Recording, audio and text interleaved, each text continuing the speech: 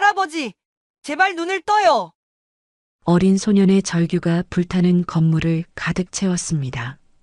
검은 연기가 폐를 찢어놓는 듯 했지만 소년은 쓰러진 노인을 포기할 수 없었어요. 뜨거운 열기가 살갗을 태우고 천장에서는 불타는 잔해가 비처럼 쏟아져 내렸죠. 이 노인이 누구인지도 모른 채 소년은 온 힘을 다해 그를 끌어안았습니다.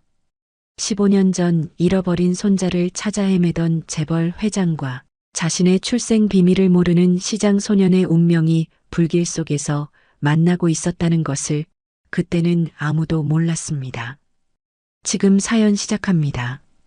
2025년 3월 15일 새벽 5시 부산 자갈치 시장에 촛불이 켜지기 시작했습니다. 16살 태호는 좁은 방에서 눈을 떴어요.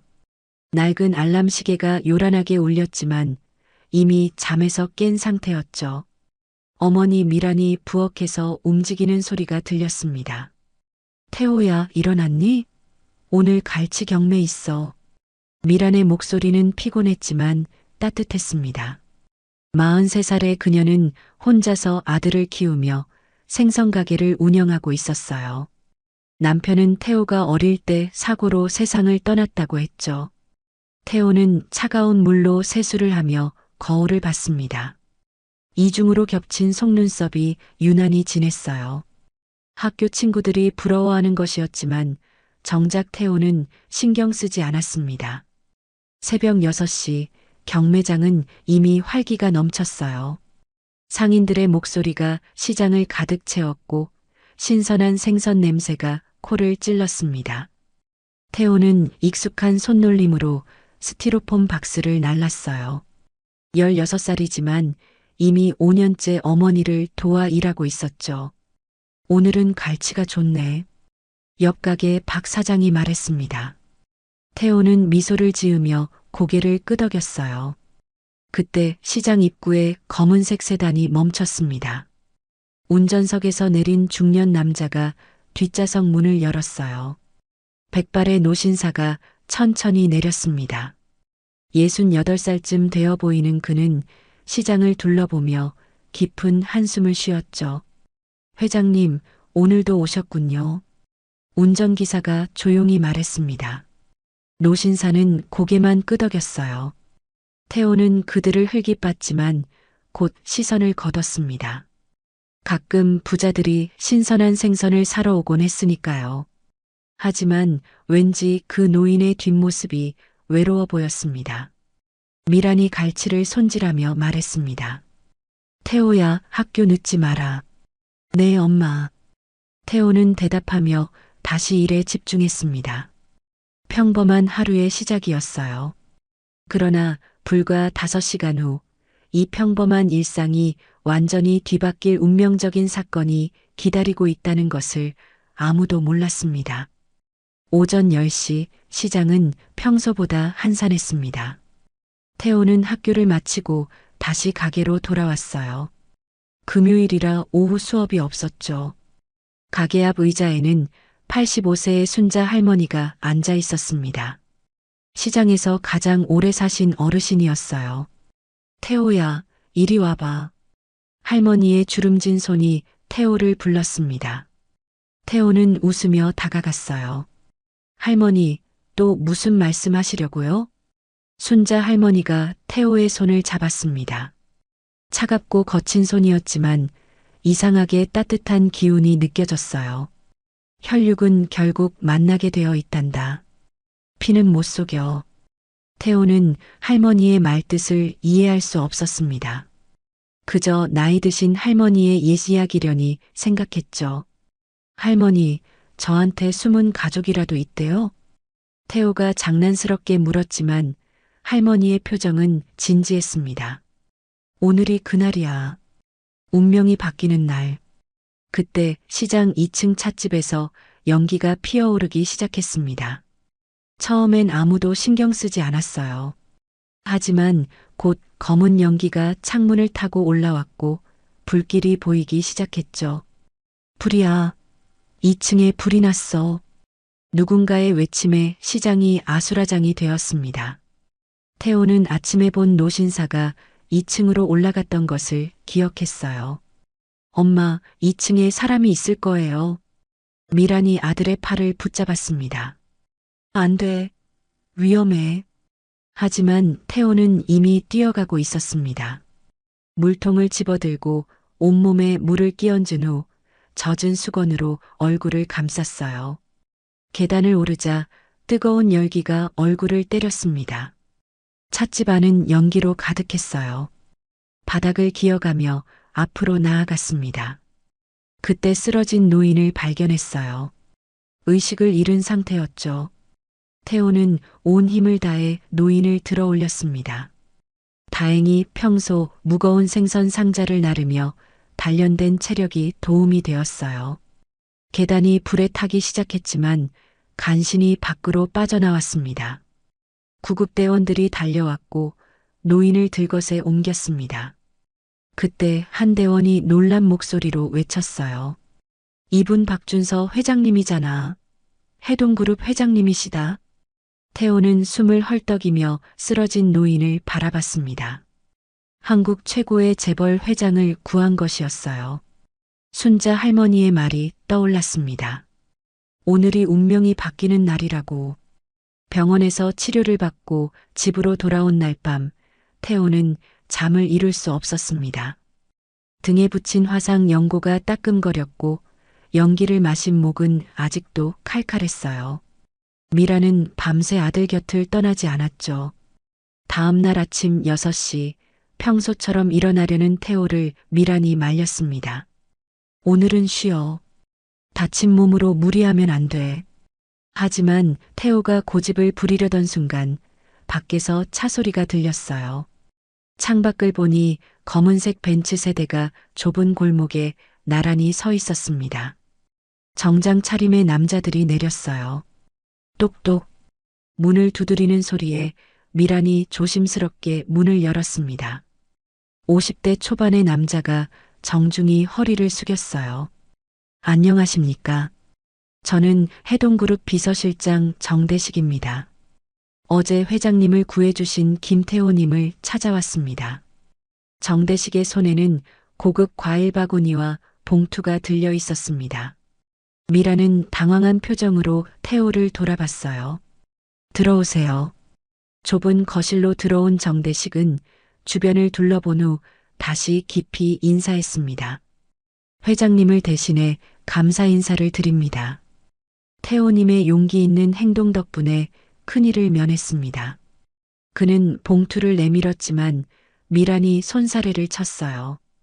당연한 일을 했을 뿐이에요. 받을 수 없습니다. 정대식은 봉투를 테이블에 놓으며 말했습니다. 회장님께서 직접 오시고 싶어 하셨지만 아직 병원에 계십니다. 대신 태호님과 어머님을 서울로 초대하고 싶다고 하셨습니다. 태호와 미라는 서로를 바라봤어요. 서울이라니, 그것도 재벌 회장의 초대라니. 저희는 부담스러워요. 미란이 거절하려 했지만 정대식은 물러서지 않았습니다.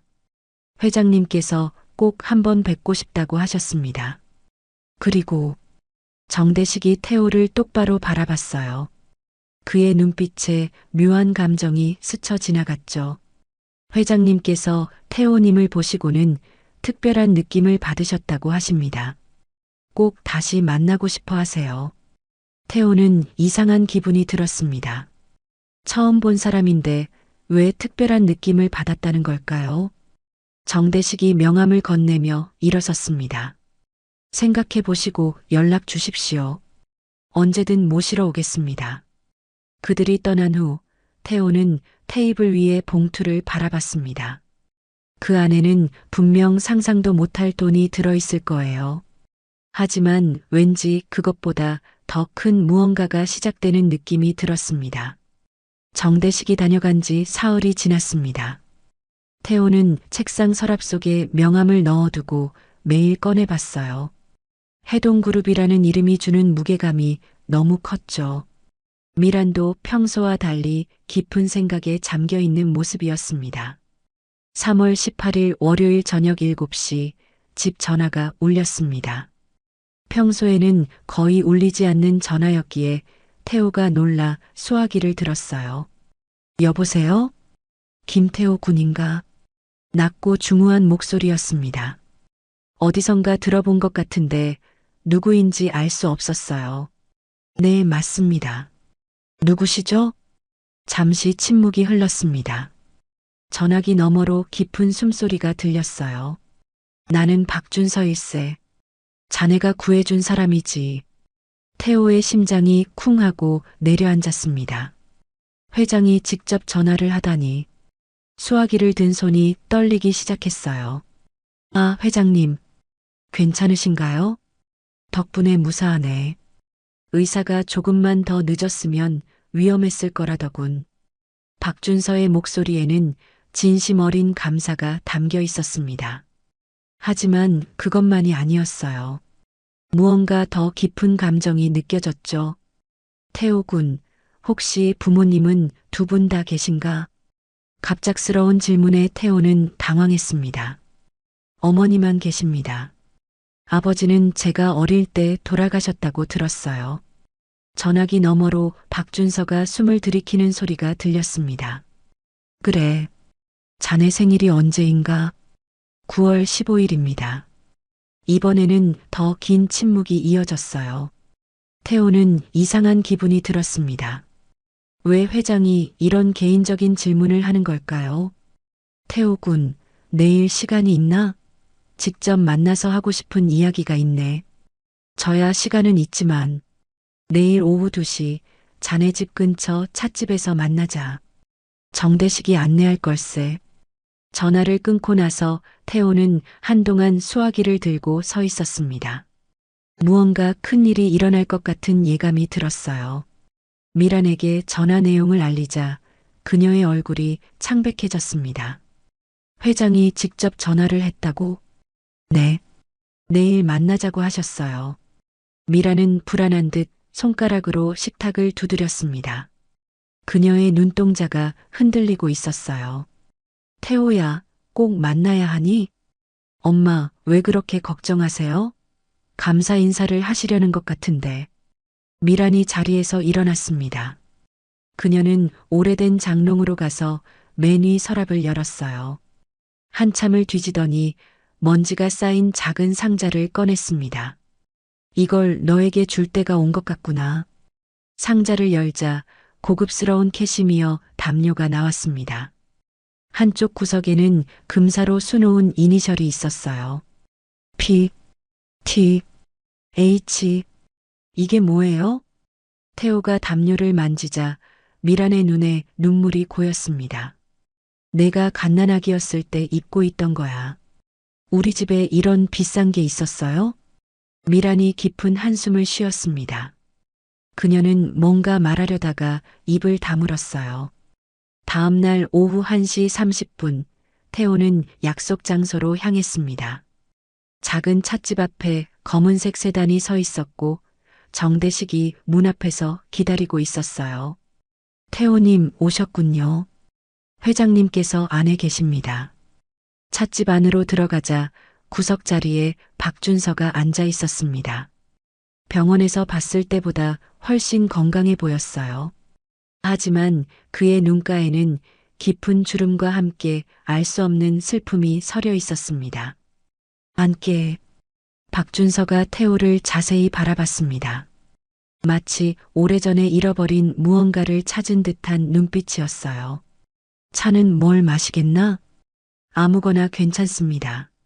찻잔이 놓이자 박준서가 천천히 입을 열었습니다.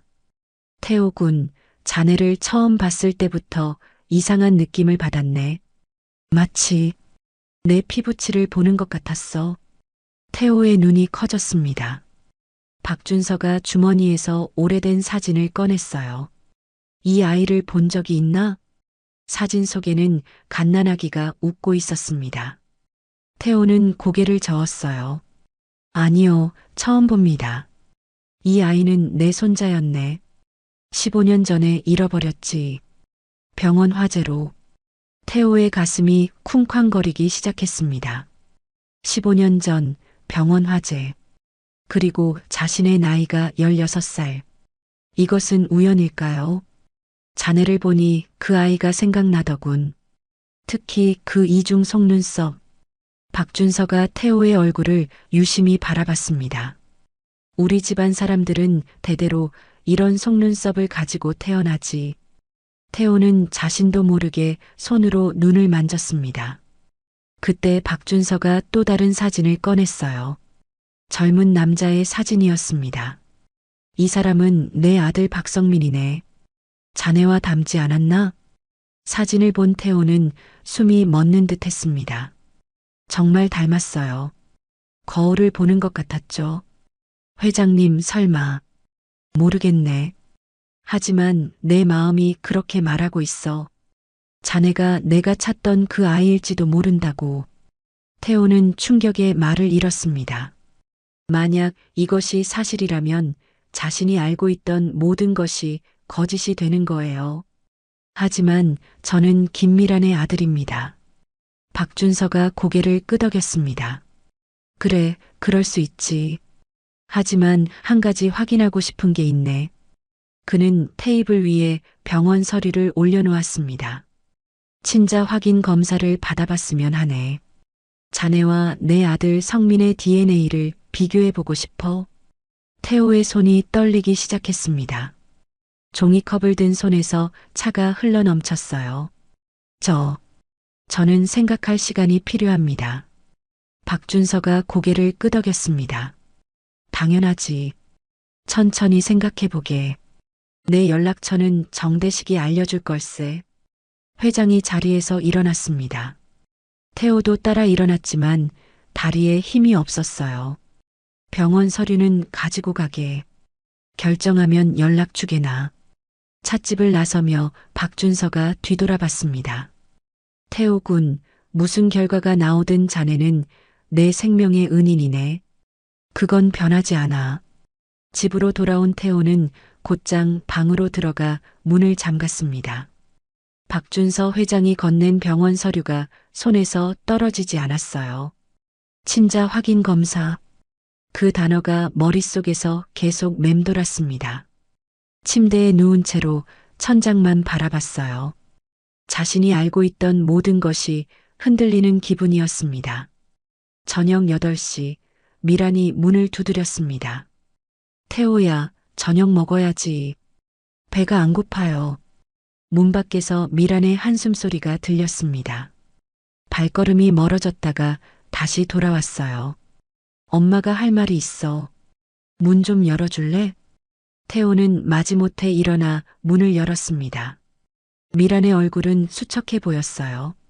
눈가에는 울은 흔적이 역력했죠. 둘은 거실 소파에 나란히 앉았습니다. 미란이 먼저 입을 열었어요. 회장님을 만났구나. 네. 친자 확인 검사를 하자고 하셨어요. 미란의 손이 미세하게 떨렸습니다. 그녀는 깊은 숨을 들이쉬고 천천히 말했어요. 태호야, 엄마가 너를 얼마나 사랑하는지 알지? 당연하죠. 그럼 됐어. 다른 건 중요하지 않아. 하지만 태호에게는 중요했습니다. 자신이 누구인지, 어디서 왔는지 알고 싶었어요. 엄마, 혹시 내가 엄마 친아들이 아닌가요? 미란의 눈에서 눈물이 흘렀습니다. 그녀는 태호의 손을 꼭 잡았어요. 너는 내 아들이야. 그건 변하지 않아.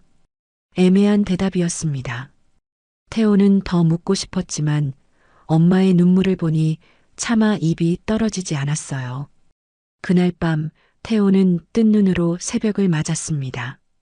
검사를 받을까 말까 고민이 끝나지 않았어요. 만약 박준서 회장의 손자가 맞다면 어떻게 될까요? 재벌가의 후계자가 되는 건가요? 하지만 그렇다면 지금까지 자신을 키워준 엄마는 어떻게 되는 걸까요? 다음 날 학교에서도 태호는 멍한 상태였습니다. 수업 시간에 선생님이 부르는 소리도 듣지 못했어요. 김태호, 또 딴 생각이야? 죄송합니다. 친구 민수가 쉬는 시간에 다가왔습니다. 너 요즘 이상해. 무슨 일 있어? 아니야, 아무것도. 하지만 민수는 눈치가 빨랐어요.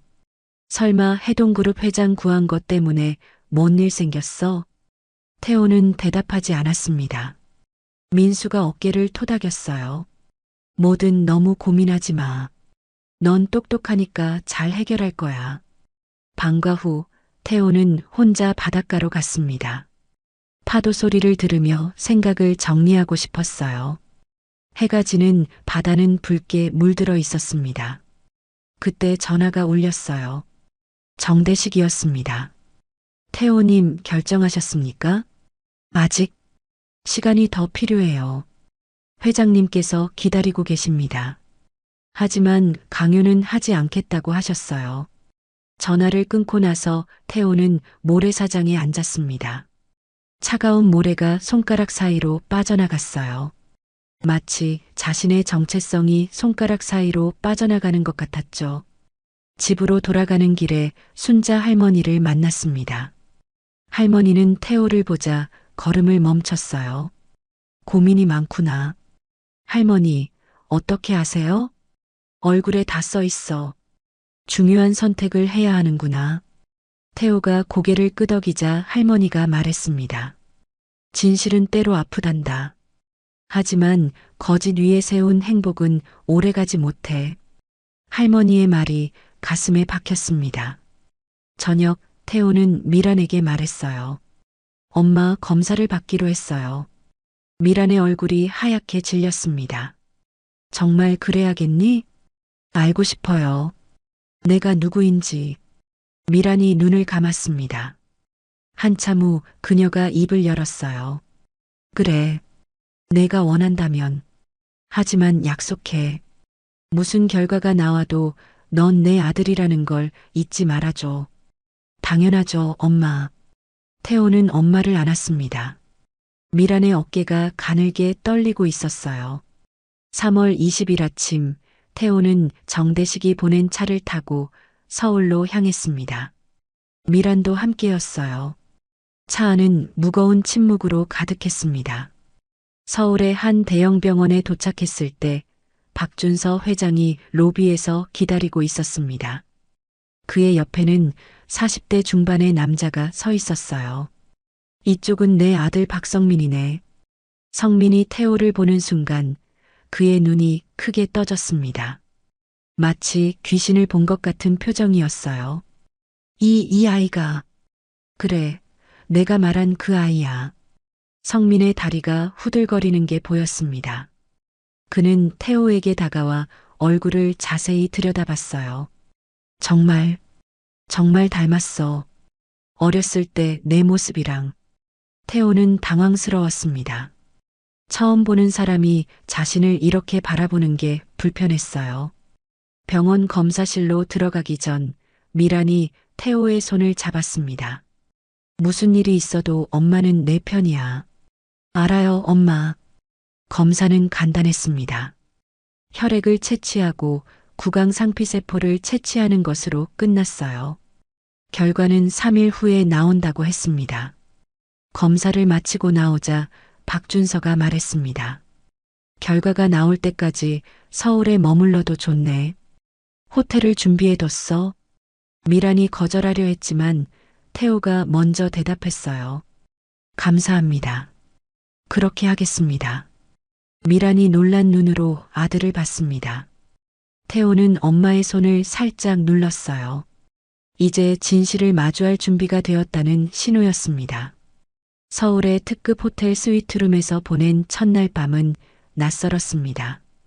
태호는 킹사이즈 침대에 누워 있었지만 잠이 오지 않았어요. 부산의 좁은 방이 그리웠죠. 미라는 옆방에서 쉬고 있었습니다. 3월 21일 아침 9시 호텔 레스토랑으로 내려갔을 때 박준서와 성민이 기다리고 있었습니다. 성민의 옆에는 12살쯤 되어 보이는 남자아이가 앉아 있었어요. 이쪽은 내 아들 진우야. 진우가 태호를 빤히 쳐다봤습니다. 호기심 가득한 눈빛이었어요. 형이 아빠 어릴 때랑 똑같이 생겼대요. 진우야, 형이라고 부르면 안 돼. 아직 확실한 게 아니잖아. 성민이 아들을 나무랐지만 진우는 계속 태호를 바라봤습니다. 아침 식사를 하면서 박준서가 말했습니다. 결과가 나올 때까지 서울 구경이라도 하게. 정대식이 안내할 걸세. 감사하지만 저희는 호텔에 있겠습니다. 미란이 정중히 거절했어요. 그녀는 어색한 분위기가 불편한 듯 했습니다. 그때 레스토랑으로 한 여자가 들어왔습니다. 35살쯤 되어 보이는 그녀는 화려한 옷차림을 하고 있었어요. 성민의 부인 윤정이었습니다. 어머, 이 아이가 그 유명한 구조소년이군요. 윤정의 목소리에는 날카로움이 숨어 있었습니다. 그녀는 태호를 위아래로 훑어봤어요. 정말 성민 오빠랑 닮긴 했네요. 우연치곤 신기하죠. 윤정이 우연이라는 단어를 강조했습니다. 박준서의 얼굴이 굳어졌어요. 윤정 씨, 조심해서 말하게. 죄송해요, 아버님. 그저 신기해서요. 분위기가 차갑게 식었습니다. 진우가 엄마를 불안한 눈으로 바라봤어요. 식사를 마치고 호텔방으로 돌아온 태호는 창밖을 내다봤습니다. 서울의 높은 빌딩들이 낯설게 느껴졌어요. 그때 문을 두드리는 소리가 들렸습니다. 진우였습니다. 아이는 수줍은 미소를 지으며 들어왔어요. 형, 같이 게임할래요? 나는 내 형이 아니야. 그래도 형처럼 보여요. 나 진짜 형이 있었으면 좋겠어요. 진우의 순수한 눈빛에 태호의 마음이 흔들렸습니다. 둘은 호텔방에서 게임을 하며 시간을 보냈어요. 진우는 밝고 명랑한 아이였습니다. 오후 4시 정대식이 찾아왔습니다. 태호님, 회장님께서 저택으로 초대하셨습니다. 가족 저녁 식사를 함께하고 싶으시답니다. 미란이 거절하려 했지만 태호가 먼저 대답했어요. 가겠습니다. 미란이 놀란 눈으로 아들을 봤습니다. 태호는 엄마의 손을 잡았어요. 엄마, 이왕 여기 온 김에 다 경험해보고 싶어요. 저녁 7시 강남의 대저택에 도착했습니다. 대문을 지나 정원을 걸어가는 데만 5분이 걸렸어요. 저택은 마치 궁전 같았습니다. 거실에는 가족 사진이 벽 한쪽을 가득 채우고 있었어요. 그 중에는 갓난아기를 안고 있는 젊은 부부의 사진도 있었습니다. 저 아기가 누구예요? 태호가 물었습니다. 박준서의 얼굴이 어두워졌어요. 내 첫 손자였지. 15년 전에 잃어버렸어. 어떻게? 병원 화재가 있었네. 신생아실이 무너졌고 시신도 찾지 못했지. 태호의 심장이 빠르게 뛰기 시작했습니다. 미란의 얼굴은 창백해졌어요. 저녁 식사 중에 박준서가 갑자기 물었습니다. 김미란 씨, 태호 군을 어디서 낳으셨나요? 미란의 손이 떨렸습니다. 포크가 접시에 떨어졌어요. 부산의 한 병원에서요. 어느 병원인가요? 성모병원입니다. 박준서와 성민이 서로를 바라봤습니다. 성민이 급하게 말했어요. 그 병원이면 15년 전에 화재가 있었던 우연이겠죠. 미란이 서둘러 말했지만 목소리가 떨리고 있었어요. 그날 밤 호텔로 돌아온 후 태호는 인터넷으로 15년 전 성모병원 화재 사건을 검색했습니다. 기사가 떴어요. 2010년 9월 15일 대형 화재로 신생아실 붕괴, 신생아 1명 실종. 태호는 자신의 생일을 떠올렸습니다. 2009년 9월 15일. 정확히 1년 차이였어요. 하지만 미라는 항상 태호가 화재가 있던 해에 태어났다고 했었죠. 엄마, 이게 무슨... 태호가 노트북을 들고 미란의 방으로 갔을 때 그녀는 창가에 서서 울고 있었습니다. 엄마, 미란이 돌아봤습니다. 눈가에 눈물이 흐르고 있었어요. 태호야, 엄마가 미안해. 무슨 말씀이세요? 미란이 침대에 주저앉았습니다. 그녀는 한참을 말없이 있다가 입을 열었어요. 너를 지켜주고 싶었어. 그게 전부야. 태호는 엄마 옆에 앉았습니다. 무언가 거대한 진실이 곧 밝혀질 것 같은 예감이 들었어요. 다음 날 오전 정대식에게서 전화가 왔습니다. 검사 결과가 내일 오후에 나온다고 합니다. 태호는 심호흡을 했습니다. 이제 모든 것이 밝혀질 시간이었어요. 자신이 누구인지, 어디서 왔는지, 그리고 엄마가 숨기고 있는 진실이 무엇인지도요. 3월 23일 아침 결과를 기다리는 하루가 시작되었습니다. 태호는 호텔방에서 창밖을 바라보며 깊은 생각에 잠겨 있었어요. 그때 노크 소리가 들렸습니다. 문을 열자 박성민이 서 있었습니다. 그의 표정은 복잡했어요. 잠깐 얘기 좀 할 수 있을까? 태호가 고개를 끄덕이자 성민이 방으로 들어왔습니다. 둘은 소파에 마주 앉았어요. 태호 군, 내가 아들을 잃었을 때 30살이었네. 첫 아이였어. 성민의 목소리가 떨렸습니다. 그는 주머니에서 낡은 지갑을 꺼내 사진 한 장을 보여줬어요. 갓난아기의 발 사진이었습니다. 이게 내 아들의 유일한 사진이야. 태어나자마자 찍은 거지. 태호는 사진을 자세히 봤습니다. 작은 발가락에 붉은 점 같은 것이 보였어요. 오른발 새끼발가락에 작은 점이 있었어. 의사는 모반이라고 했지. 성민이 태호를 바라봤습니다. 혹시 자네도? 태호는 놀란 표정으로 자신의 오른발을 봤습니다. 양말을 벗자 새끼발가락에 작은 붉은 점이 선명하게 보였어요. 성민의 눈이 크게 떠졌습니다. 맙소사. 성민이 일어서려다가 다시 주저앉았습니다. 그의 눈에 눈물이 고였어요. 15년이야. 15년을 찾아 헤맸는데 그때 미란이 들어왔습니다. 성민을 보자 그녀의 얼굴이 굳어졌어요. 무슨 일이세요? 어머님, 태호 군의 발에 있는 점을 보셨습니까? 미란이 아들을 바라봤습니다. 그녀의 입술이 떨렸어요.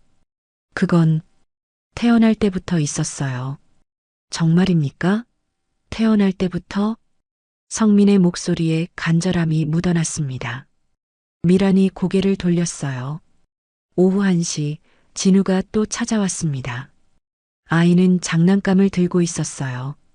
형, 이거 내가 제일 아끼는 거예요. 형 주고 싶어요.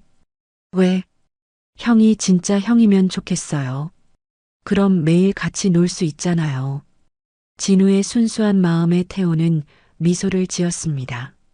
둘은 함께 게임을 하며 시간을 보냈어요. 진우는 태호에게 학교 이야기, 친구 이야기를 끝없이 늘어놓았습니다. 형은 부산에서 뭐하고 놀아요? 바다에 가서 수영도 하고 친구들이랑 축구도 해. 와, 좋겠다. 나도 바다 가고 싶어요. 진우의 해맑은 웃음에 태호도 마음이 밝아졌습니다. 오후 3시 드디어 병원에서 전화가 왔습니다. 결과가 나왔다는 것이었어요. 박준서가 직접 병원으로 가자고 했습니다. 병원 상담실에는 의사가 서류를 들고 기다리고 있었습니다. 박준서, 성민, 태호, 미란이 모두 자리에 앉았어요. 긴장감이 감돌았습니다. 검사 결과를 말씀드리겠습니다. 의사가 서류를 펼쳤습니다. DNA 검사 결과 김태호 씨와 박성민 씨는 모두가 숨을 죽였습니다. 99.9999%의 확률로 부자관계입니다. 순간 정적이 흘렀습니다. 성민이 의자에서 일어났다가 다시 주저앉았어요. 그의 얼굴에 눈물이 흘러내렸습니다. 내 아들, 정말 내 아들이었어. 박준서도 손으로 얼굴을 가렸습니다. 거짓말처럼 15년 만에 손자를 찾은 것이었어요. 태호는 충격에 말을 잃었습니다. 자신이 정말 이들의 가족이라니. 그럼 지금까지 엄마라고 부른 미란은 누구인 걸까요? 미란이 조용히 일어났습니다. 이제 진실을 말할 때가 된 것 같네요. 모든 시선이 그녀에게 쏠렸습니다. 미란이 깊은 숨을 쉬고 입을 열었어요. 15년 전 저는 아이를 잃었어요. 유산했죠. 그날 병원에 화재가 났고 그녀의 목소리가 떨렸습니다. 신생아실 근처에서 울고 있는 아기를 발견했어요. 불길이 번지고 있었고 아무도 없었죠. 성민이 몸을 앞으로 기울였습니다. 그래서 아기를 안고 밖으로 나왔어요. 그런데 밖은 이미 아수라장이었고 아무도 아기를 찾지 않았어요. 미란의 눈에서 눈물이 흘렀습니다. 정신이 없었어요. 내 아이를 잃은 슬픔과 품 안의 아기. 그렇게 부산으로 왔고 그 아이를 내 아들로 키웠습니다. 태호가 미란을 바라봤습니다. 그녀는 자신이 알던 엄마가 맞았어요. 비록 낳아주진 않았지만 15년 동안 사랑으로 키워준 엄마였죠. 엄마. 태호가 미란의 손을 잡았습니다. 엄마는 나를 구해준 거예요. 불길에서, 죽음에서. 미란이 흐느꼈습니다. 성민도 일어나 미란에게 다가갔어요. 감사합니다. 정말, 정말 감사합니다. 성민이 미란에게 깊이 고개를 숙였습니다. 제 아들을 구해주시고 이렇게 훌륭하게 키워주셔서. 박준서도 일어났습니다. 그는 미란의 손을 잡았어요. 김미란 씨, 당신은 우리 가족의 은인입니다. 상담실은 눈물바다가 되었습니다. 15년의 이별과 오해, 그리고 기적 같은 재회. 모든 것이 한순간에 일어난 것 같았어요.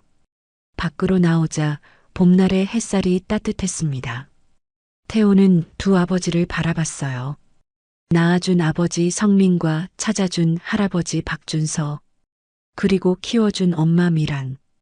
이제 태호에게는 두 개의 가족이 생긴 것이었습니다.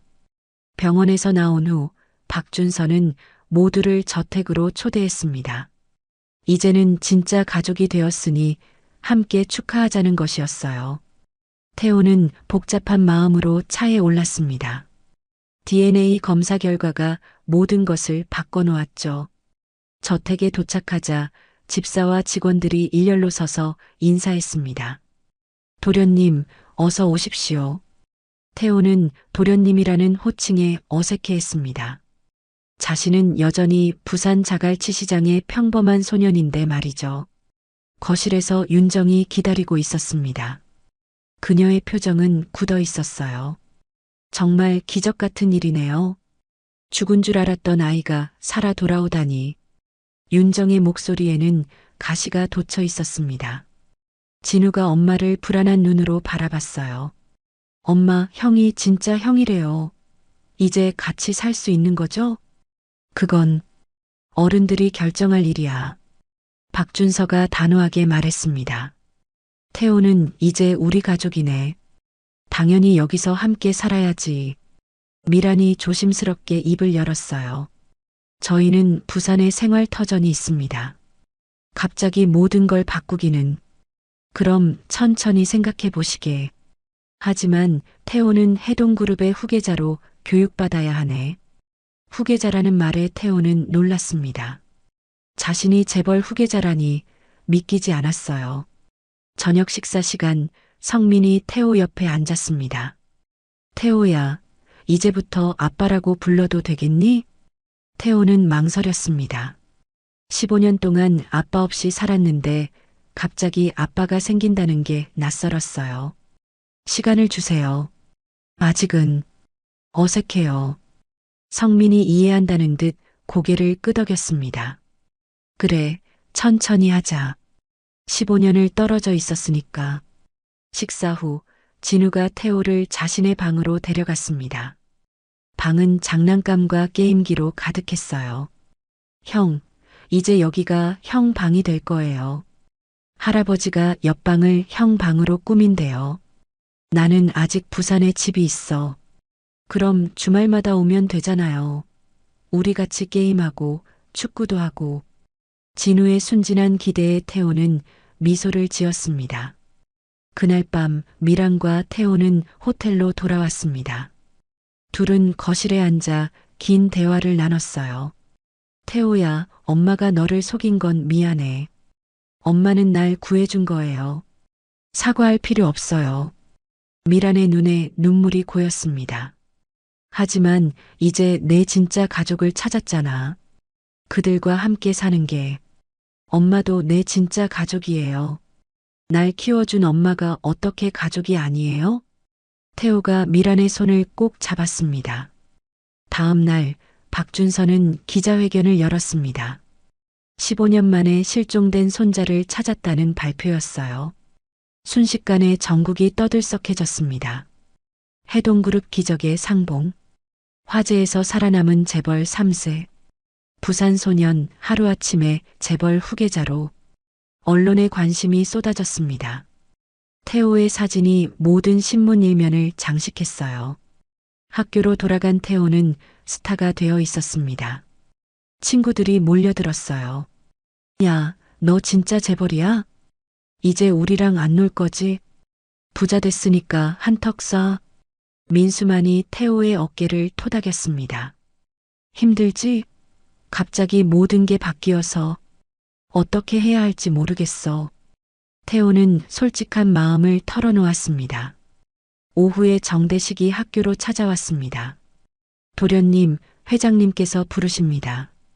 학생들이 검은 리무진을 보며 수군거렸어요. 태호는 얼굴이 빨개졌습니다. 해동그룹 본사에 도착하자 박준서가 회장실에서 기다리고 있었습니다. 태호야, 이제 내가 할 일이 많아질 거야. 박준서는 서류 더미를 보여줬습니다. 후계자 수업, 언어 공부, 경영 공부. 준비해야 할 게 산더미야. 태호는 막막했습니다. 자신이 과연 이 모든 걸 해낼 수 있을까요? 저녁 가족회의가 열렸습니다. 박준서, 성민, 윤정, 미란, 태호가 모였어요. 태호의 미래를 논의해야 하네. 박준서가 운을 뗐습니다. 우선 서울로 전학을 와야 해. 최고의 교육을 받아야 하니까. 미란이 걱정스럽게 말했습니다. 태호가 적응할 수 있을까요? 환경이 너무 달라서. 제가 도울게요. 성민이 나섰습니다. 내 아들이니까 내가 책임지고 돌보겠습니다. 윤정이 차갑게 웃었습니다. 진우의 입장도 생각해야죠. 갑자기 형이 나타나서 모든 관심을 빼앗기면. 무슨 말씀이세요? 성민이 화를 냈지만 윤정은 물러서지 않았습니다. 현실적인 얘기를 하는 거예요. 상속 문제도 있고. 그만. 박준서가 테이블을 쳤습니다. 태호는 우리 가족이야. 더 이상의 논의는 필요 없네. 무거운 침묵이 흘렀습니다. 태호는 이 모든 갈등의 중심에 자신이 있다는 게 부담스러웠어요. 회의가 끝난 후 태호는 옥상으로 올라갔습니다. 서울의 야경이 눈앞에 펼쳐졌어요. 화려하지만 왠지 차가워 보였습니다. 뒤에서 발소리가 들렸습니다. 진우였어요. 형, 우리 엄마 말 신경 쓰지 마요. 엄마는 원래 좀 그래요. 괜찮아. 형이 진짜 형이어서 너무 좋아요. 이제 혼자가 아니잖아요. 진우의 순수한 마음에 태호는 위로를 받았습니다. 적어도 이 아이는 진심으로 자신을 반겨주고 있었어요. 별이 빛나는 하늘 아래 태호는 결심했습니다. 두 가족 모두를 지키겠다고. 그것이 자신의 운명이라면 받아들이겠다고요. 일주일이 지났습니다. 태호는 서울과 부산을 오가며 두 가지 삶을 살고 있었어요. 주중에는 서울에서 후계자 교육을 받고 주말에는 부산으로 돌아가 미란과 시간을 보냈죠. 4월 1일 월요일 아침 해동그룹 본사 회의실에서 중요한 가족회의가 열렸습니다. 박준서가 모두를 소집했어요. 태호의 후계자 선언을 공식화하려고 하네. 윤정의 얼굴이 창백해졌습니다. 그녀는 테이블 아래에서 주먹을 꽉 쥐었어요. 아버님, 너무 성급하신 것 아닌가요? 태호가 아직 준비가. 충분히 기다렸네. 태호는 내 적법한 후계자야. 그때 회의실 문이 열리고 한 남자가 들어왔습니다. 박준서의 동생 박성재였어요. 50대 후반에 그는 날카로운 눈빛을 가지고 있었죠. 형님, 오랜만입니다. 박준서의 표정이 굳어졌습니다. 성재, 너는 부르지 않았는데 조카가 돌아왔다는 소식을 듣고 왔습니다. 정말 기적 같은 일이네요.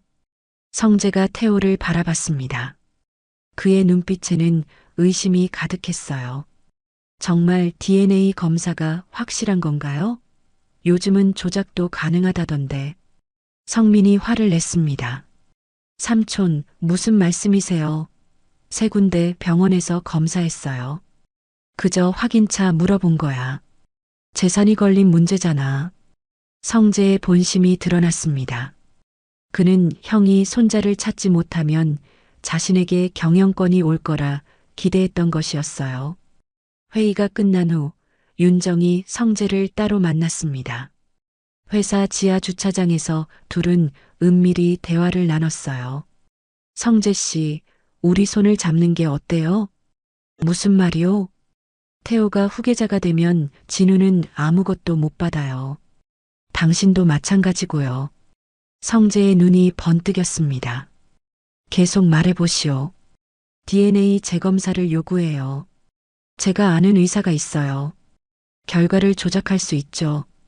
위험한 제안이군. 하지만 확실한 방법이에요. 둘은 악수를 나눴습니다. 어둠 속에서 음모가 시작된 것이었어요. 한편 태호는 정대식과 함께 해동그룹 계열사를 둘러보고 있었습니다. 거대한 공장과 사무실들을 보며 압도감을 느꼈어요. 이 모든 게 언젠가 도련님의 것이 됩니다. 너무 거대해서 제가 감당할 수 있을까요? 정대식이 따뜻하게 미소 지었습니다. 회장님도 처음엔 그러셨답니다. 시간이 지나면 익숙해지실 거예요. 그때 태호의 휴대폰이 울렸습니다. 미란이었어요. 태호야, 집에 이상한 사람들이 와서 내 대해 물어봐. 누구예요? 모르겠어. 사립탐정 같았어. 내 과거를 캐는 것 같아. 태호는 불안감을 느꼈습니다. 누군가 자신을 조사하고 있다는 것이었어요. 저녁, 태호는 진우와 함께 있었습니다. 진우가 갑자기 울먹였어요. 형, 엄마가 이상해요. 왜? 어젯밤에 전화하면서 형 욕을 했어요. 형이 가짜라고. 태호의 가슴이 철렁했습니다. 윤정이 뭔가 꾸미고 있는 게 분명했어요. 다음 날 성재가 이사회를 소집했습니다. 그는 서류를 들고 나타났어요. 이사님들, 중요한 사실을 발견했습니다. 모두의 시선이 집중됐습니다. 김미란 씨의 과거를 조사한 결과 그녀가 정신병원에 입원한 기록이 있습니다. 미란이 충격을 받았습니다. 그건 남편을 잃고 우울증으로 정신병력이 있는 사람이 아이를 유괴했을 가능성도 있지 않을까요? 유괴가 아니에요. 전 아이를 구한 거예요. 성재가 비웃었습니다. 그걸 누가 증명하죠? 목격자도 없잖아요. 박준서가 일어났습니다. 성재, 넌 도대체 뭘 원하는 거냐? 진실을 원할 뿐입니다, 형님. DNA 재검사를 요구합니다. 이사들이 수군거리기 시작했습니다. 일부는 성재의 의견에 동조하는 듯 했어요. 회의가 끝난 후 태호는 옥상으로 올라갔습니다. 머리가 복잡했어요.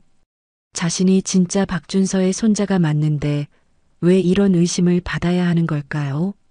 성민이 올라왔습니다. 태호야, 걱정하지 마. 우린 진실을 알고 있잖아.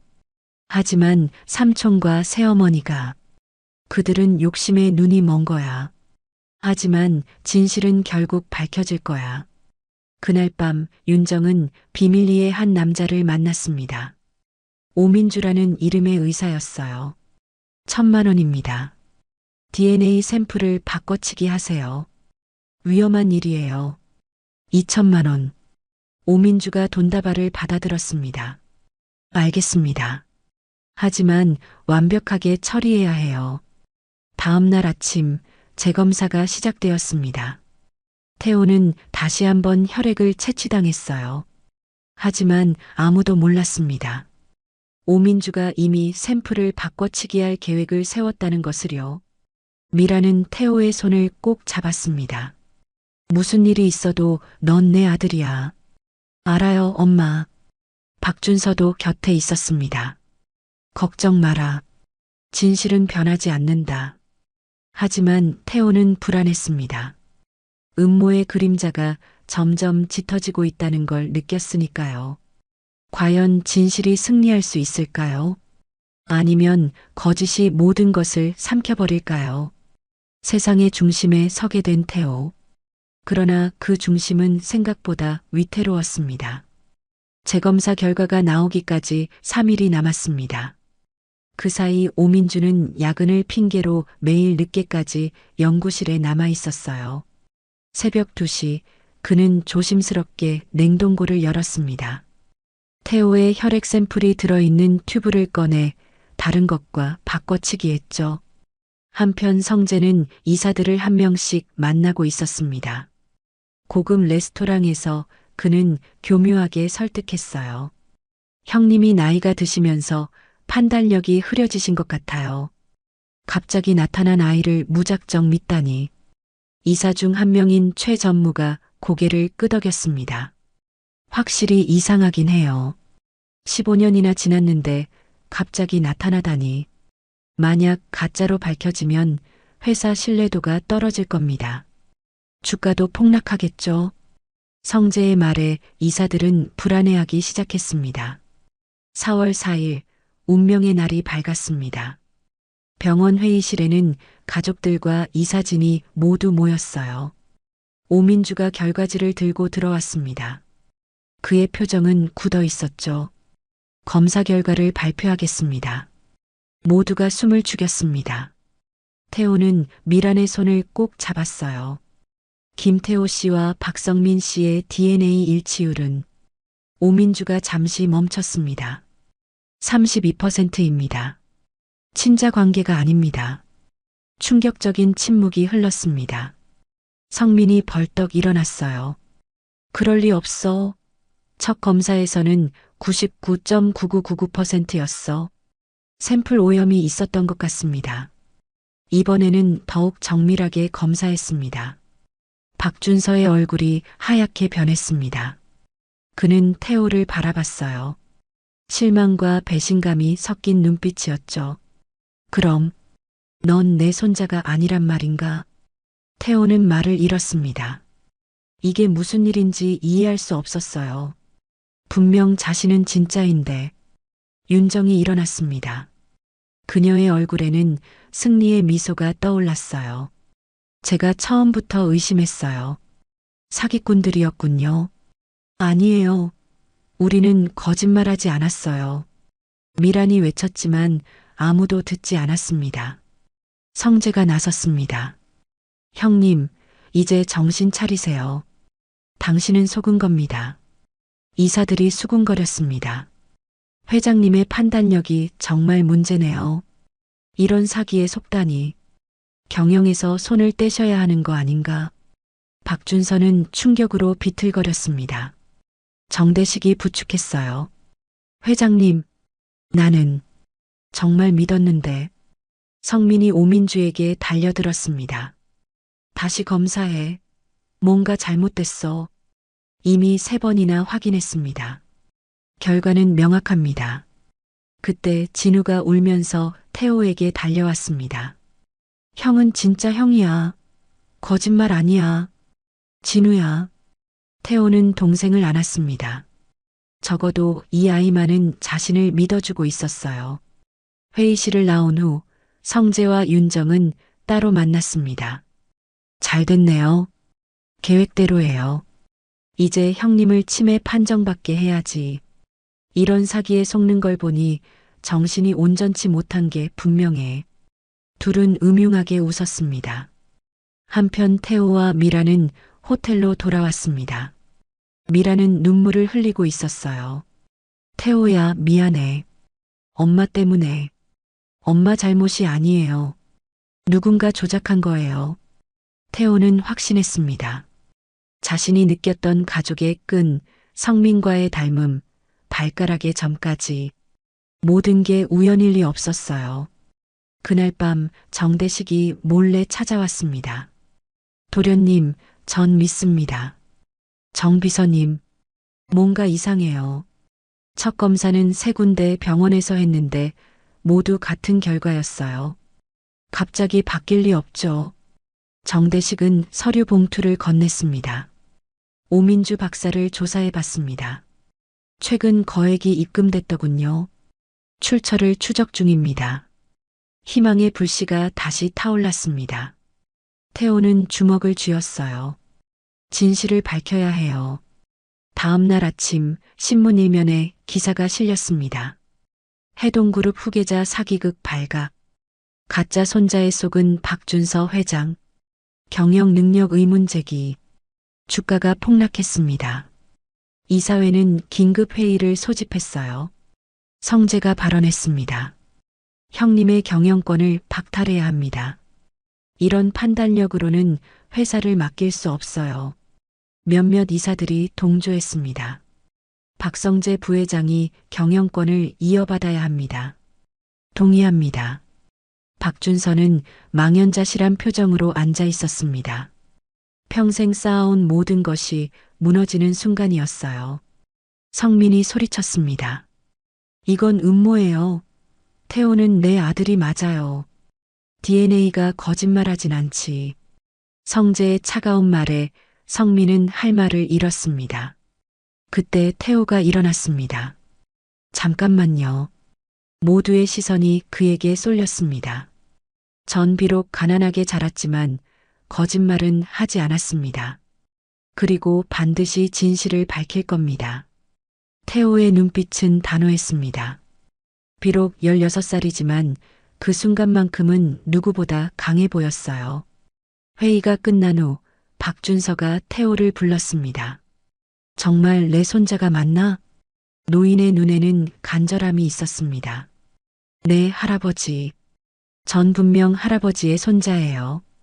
박준서가 태호의 어깨를 잡았습니다. 그럼 증명해라. 내가 진짜라는 걸. 태호는 고개를 끄덕였습니다. 이제 반격을 시작할 때였어요. 4월 6일 오후 3시 해동그룹 이사회가 다시 열렸습니다.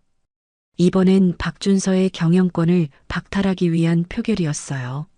성재가 의장석에 앉아 있었습니다.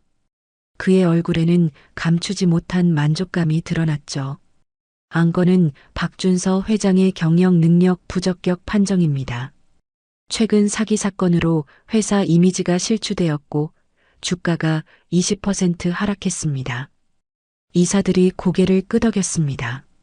박준서는 구석 자리에 힘없이 앉아 있었어요. 한때 절대 권력을 가졌던 그가 이제는 초라해 보였습니다. 투표를 시작하겠습니다. 하나둘 손이 올라갔습니다. 15명 중 11명이 찬성했어요. 박준서의 경영권이 박탈되는 순간이었습니다. 이제부터 제가 임시 회장직을 맡겠습니다. 성재가 선언했습니다. 윤정이 미소를 지었어요. 태호는 이 모든 걸 지켜보며 주먹을 쥐었습니다. 자신 때문에 할아버지가 모든 걸 잃은 것 같아 죄책감이 밀려왔어요. 회의가 끝난 후 박준서가 비틀거리며 일어났습니다. 정대식이 부축했지만 노인은 그를 밀어냈어요. 나는 괜찮네. 하지만 그의 목소리는 떨리고 있었습니다. 그날 저녁 태호와 미라는 박준서의 저택을 찾았습니다. 성재가 막으려 했지만 박준서가 허락했어요. 서재에서 박준서는 창밖을 보고 있었습니다. 그의 등이 전보다 더 굽어 보였어요. 할아버지. 태호가 부르자 박준서가 돌아봤습니다. 아직도 날 할아버지라 부르나? 난 내 할아버지가 아닌데. 그 말에 태호의 가슴이 찢어지는 듯 했습니다. 전 진짜예요. 누군가 조작한 거예요. 증거가 있나? 태호는 대답할 수 없었습니다. 아직 확실한 증거를 찾지 못했으니까요. 박준서가 깊은 한숨을 쉬었습니다. 15년을 기다렸네. 매일 손자를 찾아 헤맸지. 그런데 노인의 눈에 눈물이 고였습니다. 잠깐의 희망이었지만 행복했네. 너를 손자라고 믿었던 그 며칠이. 미란이 무릎을 꿇었습니다. 회장님, 저희를 믿어주세요. 태호는 정말 당신의 손자예요. 이제 됐네. 돌아가게. 박준서가 등을 돌렸습니다. 더 이상 대화를 원하지 않는다는 뜻이었어요. 저택을 나온 태호와 미라는 비를 맞으며 걸었습니다. 봄비가 차갑게 느껴졌어요. 엄마, 이제 부산으로 돌아가요. 태호야, 더 이상 여기 있을 이유가 없어요. 그때 뒤에서 누군가 불렀습니다. 성민이었어요. 그는 우산도 없이 비를 맞고 있었습니다. 태호야, 가지마. 아저씨, 난 믿어. 내가 내 아들이라는 걸. 성민이 태호를 껴안았습니다. 발가락에 점 닮은 얼굴, 그리고 내 가슴이 말해. 내가 내 아들이라고. 하지만 DNA가. 그건 조작이야. 반드시 증명할게. 진우도 뛰어왔습니다. 아이는 울고 있었어요. 형, 가지 마요. 형이 없으면 안 돼요. 태호는 동생을 안았습니다. 정이 들어버린 이 아이와 헤어지는 게 가장 아팠어요. 호텔로 돌아온 후 정대식이 급히 찾아왔습니다. 도련님, 중요한 걸 발견했습니다. 그는 CCTV 사진을 보여줬습니다. 검사 전날 새벽 오민주가 연구실에 있었어요. 그리고 사진 속에는 윤정이 병원 주차장에서 오민주를 만나는 장면이 찍혀 있었습니다. 이것만으로는 증거가 부족해요. 하지만 실마리는 찾았잖아요. 태호는 희망을 버리지 않으려 애썼습니다. 다음 날 아침 충격적인 소식이 전해졌습니다. 오민주가 교통사고로 사망한 것이었어요. 새벽에 음주운전 차량과 충돌했다고 했지만 너무나 의심스러운 타이밍이었습니다. 이제 진실을 아는 사람이 없어졌어. 미란이 절망했습니다. 성재는 기자회견을 열었습니다. 해동그룹은 새 출발하겠습니다. 사기꾼들에게 법적 조치를 취할 예정입니다. 태호와 미라는 사기죄로 고소당했습니다. 경찰 조사를 받아야 했어요. 경찰서에서 태호는 억울함에 눈물을 흘렸습니다. 전 거짓말하지 않았어요. 하지만 형사는 차갑게 말했습니다. DNA가 거짓말은 안 하지. 조사가 끝난 후 태호와 미라는 풀려났지만 여권을 압수당했습니다. 도주 우려가 있다는 이유였어요. 그날 밤 태호는 한강 다리 위에 서 있었습니다. 차가운 바람이 얼굴을 때렸어요. 모든 걸 포기하고 싶은 마음이 들었습니다. 왜 이런 일이 생긴 걸까요? 미란이 아들 옆에 섰습니다. 때론 인생이 우리를 시험해. 하지만 포기하면 안 돼. 엄마는 후회 안 해요? 그날 날 구한 거. 미란이 태호를 꼭 안았습니다. 단 한 번도 후회한 적 없어. 넌 내 인생 최고의 선물이야. 그때 휴대폰이 울렸습니다. 모르는 번호였어요. 여보세요? 김태호 씨죠? 오민주 박사의 조수였습니다. 박사님이 남긴 게 있어요. 태호의 심장이 빠르게 뛰기 시작했습니다. 어쩌면 아직 희망이 있을지도 모른다는 생각이 들었어요. 전화를 한 사람은 김수진이라는 젊은 여성이었습니다. 약속 장소인 카페에서 만난 그녀는 불안한 표정으로 주변을 살폈어요. 25살쯤 되어 보이는 그녀의 손에는 서류 봉투가 들려 있었습니다. 오민주 박사님이 돌아가시기 전날 저를 부르셨어요. 수진의 목소리가 떨렸습니다. 뭔가 잘못되면 이걸 김태호라는 사람에게 전하라고 하셨죠. 그녀가 봉투를 건넸습니다. 안에는 USB와 편지가 들어 있었어요. 편지를 펼치자 오민주의 글씨가 보였습니다. 양심의 가책으로 더 이상 살 수 없습니다. DNA 검사를 조작했습니다. 김태호는 진짜 박성민의 아들입니다. USB에 모든 증거가 있습니다. 용서를 구합니다. 태호의 손이 떨렸습니다. 드디어 증거를 찾은 것이었어요. 박사님은 왜? 돈 때문이었대요. 하지만 죄책감을 이기지 못하셨죠. 수진이 눈물을 닦았습니다. 그리고 박사님 죽음도 사고가 아닐 거예요. 누군가 입을 막으려 한 것 같아요. 태호와 미라는 곧바로 정대식을 찾았습니다. USB를 확인한 정대식의 얼굴이 밝아졌어요. 이거면 충분합니다. 녹음 파일도 있고 계좌 이체 내역도 있네요. 하지만 기쁨도 잠시 문제가 있었습니다. 법적으로 이미 끝난 사안이에요.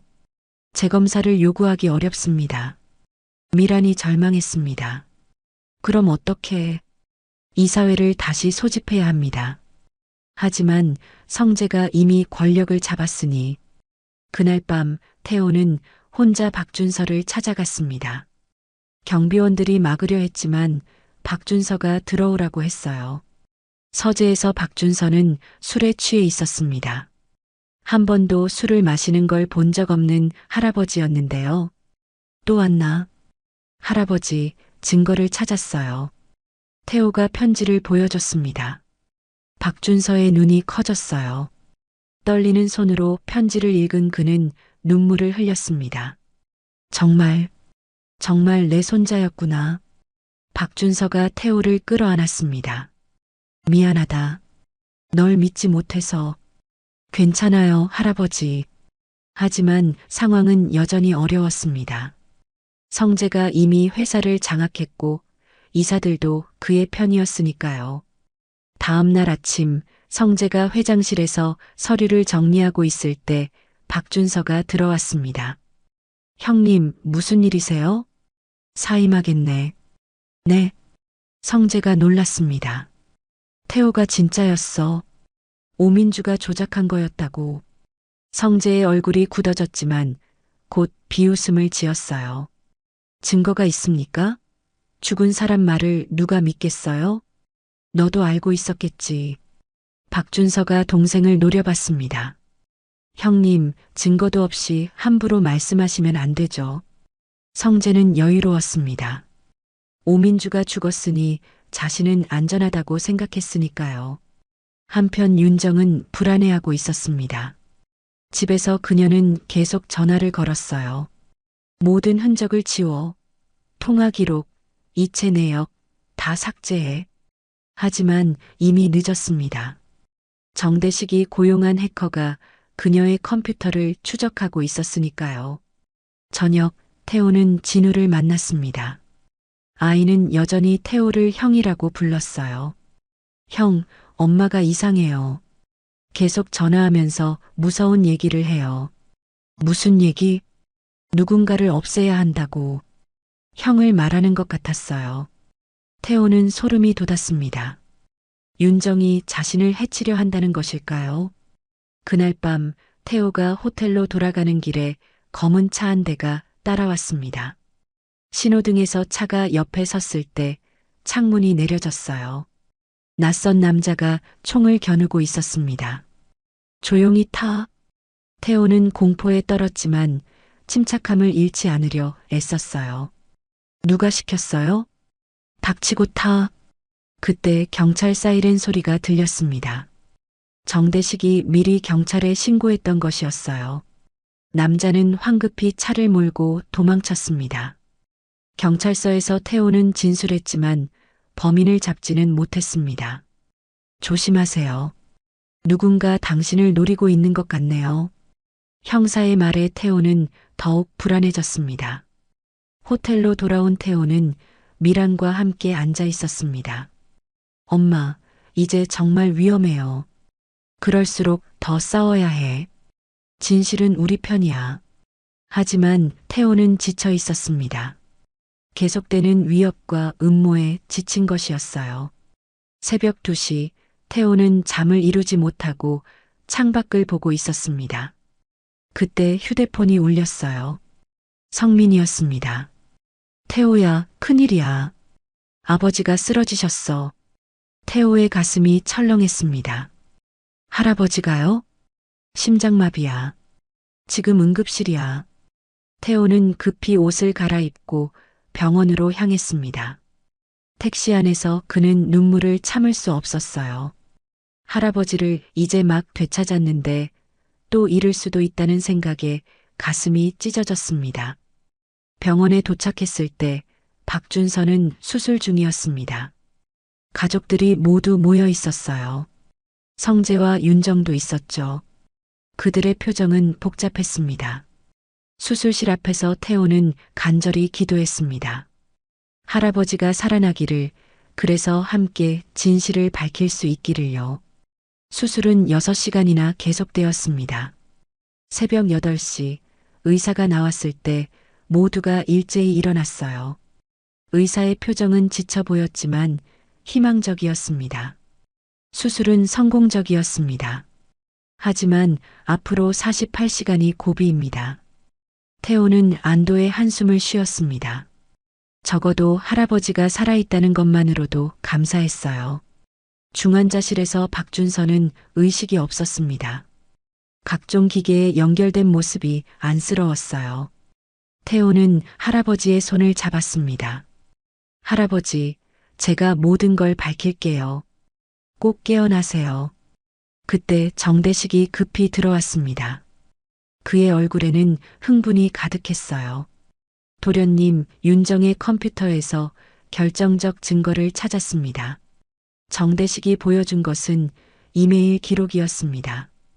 윤정과 오민주가 주고받은 메일에는 조작 계획이 상세히 적혀 있었어요. 이제 경찰에 신고할 수 있겠네요. 아직이에요. 성재도 연루됐다는 증거가 필요합니다. 태호는 결심했습니다. 더 이상 수동적으로 당하지 않겠다고요. 정 비서님, 이사들을 한 명씩 만나고 싶어요. 위험할 수 있습니다. 진실을 알려야 해요. 그들도 속았다는 걸요.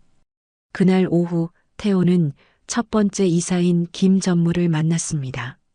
처음엔 거절했지만 태호의 간곡한 부탁에 마지못해 시간을 냈어요.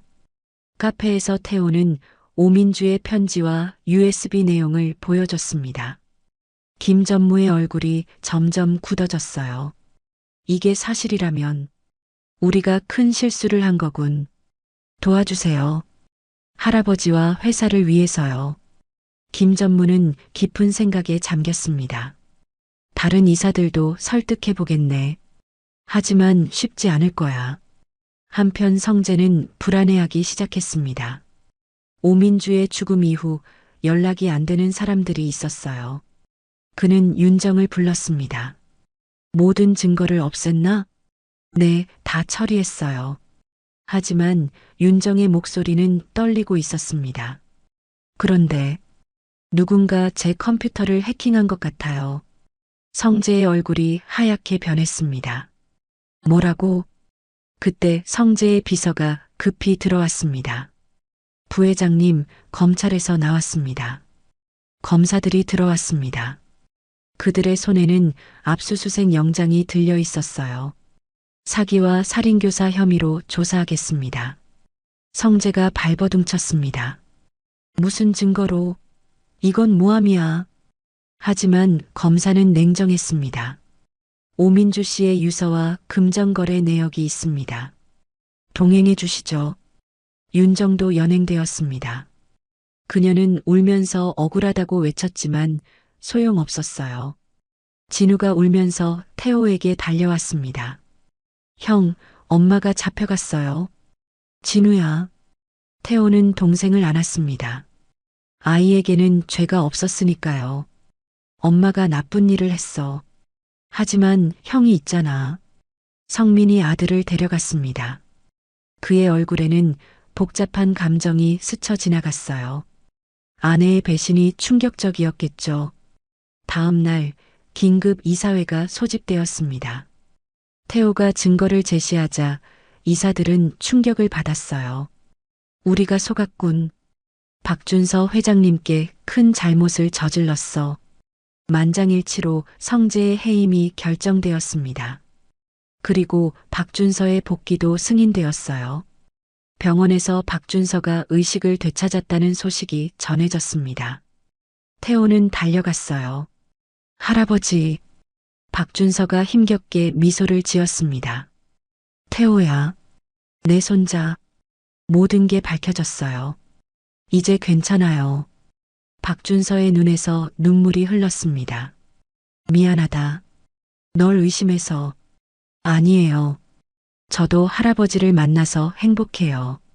일주일 후 기자회견이 열렸습니다. 태호는 당당히 앞에 섰어요. 저는 박태호입니다. 박준서 회장의 손자이자 해동그룹의 정당한 후계자입니다. 기자들이 일제히 플래시를 터뜨렸습니다. 그동안의 오해와 음모가 모두 밝혀졌습니다. 이제 새롭게 시작하겠습니다. 성민이 아들 옆에 섰습니다. 제 아들 태호를 자랑스럽게 생각합니다. 15년을 떨어져 있었지만 이제 영원히 함께할 것입니다. 미란도 단상에 올랐습니다. 박준서가 그녀를 초대한 것이었어요. 김미란 씨는 우리 가족의 은인입니다. 제 손자를 구하고 훌륭하게 키워주셨습니다. 박준서가 미란에게 깊이 인사했습니다. 미란의 눈에 눈물이 고였어요. 회견이 끝난 후 가족들이 모였습니다. 진우가 태호의 손을 잡았어요. 형, 이제 진짜 형이 된 거지? 그래, 영원히 내 형이야. 박준서가 태호를 바라봤습니다. 이제 후계자 수업을 시작해야겠구나. 네, 할아버지.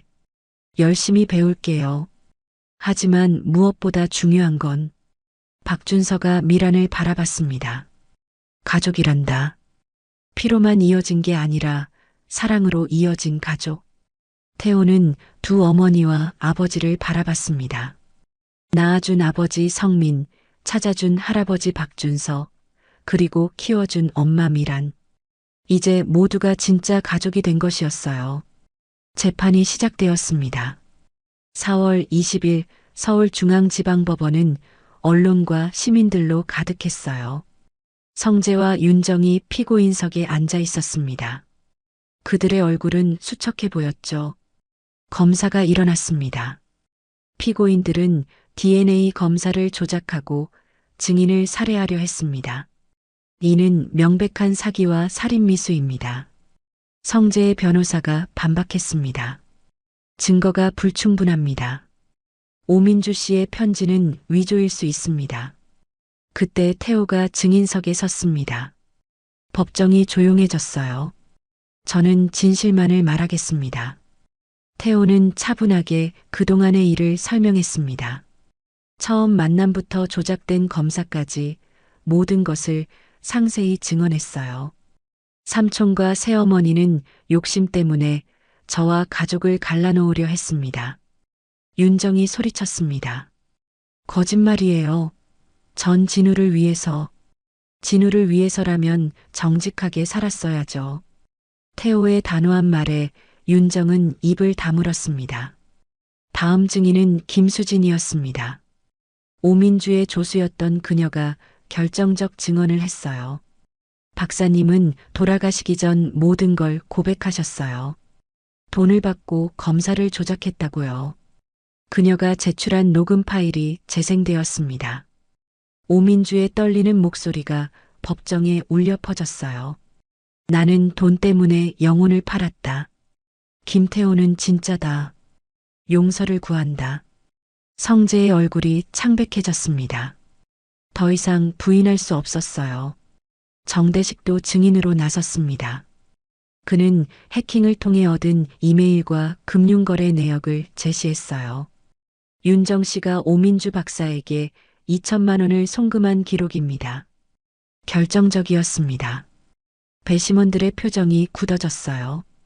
휴정 시간, 태호는 복도에서 진우를 만났습니다. 아이는 울고 있었어요. 형, 엄마가 감옥에 가는 거야? 태호는 동생을 꼭 안았습니다.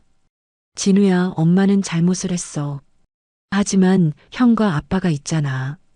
형이 우리 엄마를 미워해? 태호는 고개를 저었습니다. 미워하지 않아.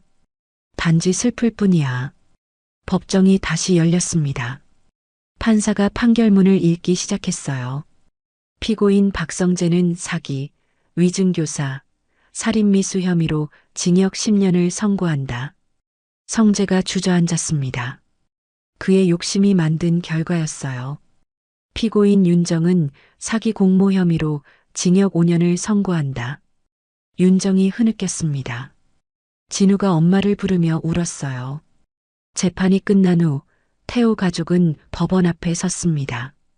기자들이 몰려들었어요. 이제 기분이 어떠세요? 태호가 마이크 앞에 섰습니다. 승리했다고 생각하지 않아요. 가족이 상처받은 건 슬픈 일이니까요. 그의 성숙한 대답에 기자들도 놀랐습니다. 일주일 후 해동그룹 회장실. 박준서는 완전히 회복되어 업무에 복귀했어요.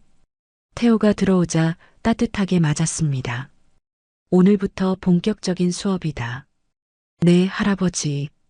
박준서는 창밖을 가리켰습니다. 저기 보이는 모든 것이 내가 지켜야 할 것들이다. 직원들과 그 가족들의 삶이 달려있지. 태호는 책임감을 느꼈습니다. 이제 자신은 단순한 소년이 아니었어요. 하지만 잊지 마라. 돈보다 중요한 건 사람이다. 명심하겠습니다. 그때 성민이 들어왔습니다. 아버지, 태호야, 점심 같이 할까? 세 세대가 함께 식당으로 향했습니다. 길을 걸으며 성민이 말했어요. 태호야, 이제 이름을 바꾸는 게 어떻겠니? 박태호로. 태호는 잠시 고민했습니다. 김태호로 남고 싶어요. 엄마가 지어준 이름이니까요. 박준서가 고개를 끄덕였습니다. 좋은 결정이다. 이름이 뭐가 중요하겠니? 내가 내 손자인 걸 아는 게 중요하지. 식당에서 미란이 기다리고 있었습니다.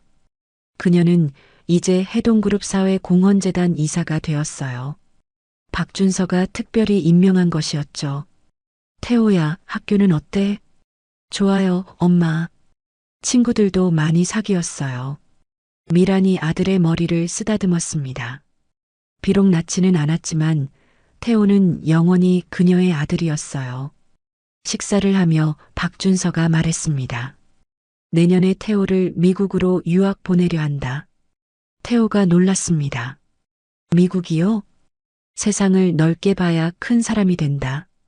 하버드 경영대학원에 입학시킬 예정이야. 하지만 가족과 떨어지는 건. 성민이 아들의 어깨를 두드렸습니다. 우린 언제나 연결되어 있어. 거리는 문제가 안 돼. 그날 저녁 태호는 진우와 함께 있었습니다. 진우는 여전히 엄마를 그리워했지만 조금씩 적응하고 있었어요. 형, 엄마 면회 갈 때 같이 가줄래? 물론이야. 형이 있어서 다행이야. 진우가 형의 품에 안겼습니다. 태호는 동생을 꼭 안아줬어요. 밤이 깊어가며 태호는 일기를 썼습니다. 오늘도 많은 일이 있었다. 재판이 끝났고 진실이 밝혀졌다. 하지만 이게 끝이 아니라 시작이다. 이제 나는 두 가족의 사랑을 받는 사람이 되었다. 그 사랑에 보답하며 살아가야 한다. 창밖으로 서울의 야경이 빛나고 있었습니다. 한때는 낯설기만 했던 이 도시가 이제는 제2의 고향이 되었어요. 다음해 3월 15일. 정확히 1년 전 운명적인 화재가 있었던 날이었습니다.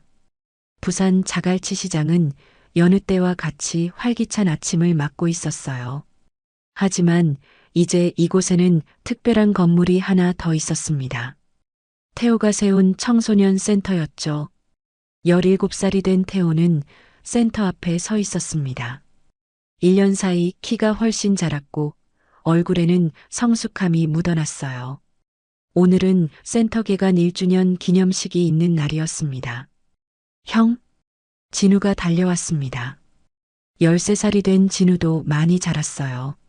엄마 없이 1년을 보냈지만 형과 아빠의 사랑으로 밝게 자라고 있었습니다. 진우야, 엄마 면회는 잘 다녀왔어? 응, 엄마가 형한테 고맙다고 전해달래. 윤정은 모범수로 형량이 줄어 3년 후면 출소할 예정이었습니다. 태호는 그녀를 용서했고 진우와 함께 매달 면회를 갔어요. 미란이 센터에서 나왔습니다. 그녀는 이제 이곳의 센터장이었어요. 태호야, 할아버지 오셨어. 박준서가 정대식과 함께 도착했습니다. 70살이 된 그는 여전히 정정했어요. 1년 만에 다시 오니 감회가 새롭구나. 박준서가 시장을 둘러봤습니다. 1년 전 이곳에서 태호를 처음 봤던 기억이 생생했죠. 기념식이 시작되었습니다. 센터에서 도움을 받는 청소년들이 모였어요. 태호가 마이크 앞에 섰습니다. 1년 전 저는 평범한 시장 소년이었습니다. 하지만 운명은 저를 특별한 길로 이끌었어요. 청중들이 조용히 들었습니다. 돈과 권력이 중요한 게 아니라는 걸 배웠습니다. 진짜 중요한 건 사랑과 신뢰예요. 박수가 터져 나왔습니다. 기념식이 끝난 후 가족들은 순자 할머니네 가게로 갔습니다. 86세가 된 할머니는 여전히 건강했어요. 내가 말했잖아. 혈육은 결국 만난다고. 할머니가 태호를 보며 미소 지었습니다. 할머니 덕분이에요. 그날 운명이라고 말씀하셨잖아요. 점심은 1년 전 화재가 있었던 그 국밥집에서 먹었습니다. 다시 지어진 가게는 더 깨끗하고 넓어졌어요. 여기서 처음 뵀었죠. 태호가 박준서를 보며 말했습니다. 그래, 그때는 서로를 몰랐지만 뭔가 끌렸었지. 성민이 아들과 아버지를 번갈아 봤습니다. 이제 우리는 진짜 가족이 됐어요. 식사를 마치고 해변으로 갔습니다. 봄바다는 잔잔했고 갈매기들이 날아다녔어요. 태호는 1년 동안 많은 것을 배웠습니다. 경영 수업을 받으며 회사 일을 익혔고 주말마다 부산과 서울을 오가며 두 가족과 시간을 보냈죠. 태호야, 미국 유학 준비는 잘 되고 있니? 박준서가 물었습니다. 네, 할아버지. 하지만 가족과 떨어지는 게 걱정이에요. 걱정 마라. 방학 때마다 돌아오면 되잖아. 미란이 아들의 손을 잡았습니다. 엄마도 내가 더 큰 세상을 봤으면 좋겠어. 그때 태호의 휴대폰이 울렸습니다. 부산 친구 민수였어요. 야, 내일 축구할래? 그래, 몇 시에? 태호는 여전히 부산 친구들과의 우정을 지키고 있었습니다. 재벌 후계자가 되었지만 그들에게 태호는 여전히 같은 친구였어요. 해가 지기 시작했습니다. 노을이 바다를 붉게 물들였어요. 1년 전 같은 날, 같은 시간이네. 성민이 말했습니다. 그때 화재가 없었다면 우린 못 만났겠지. 운명이란 참 신기해요. 태호가 수평선을 바라봤습니다. 진우가 형의 팔을 잡았습니다. 형, 우리 영원히 함께하자. 당연하지. 박준서가 손자들을 바라보며 미소 지었습니다. 15년을 찾아 헤맸던 손자를 되찾고 또 다른 손자까지 얻었으니 그의 인생도 완성된 것 같았어요. 태호야. 네, 할아버지.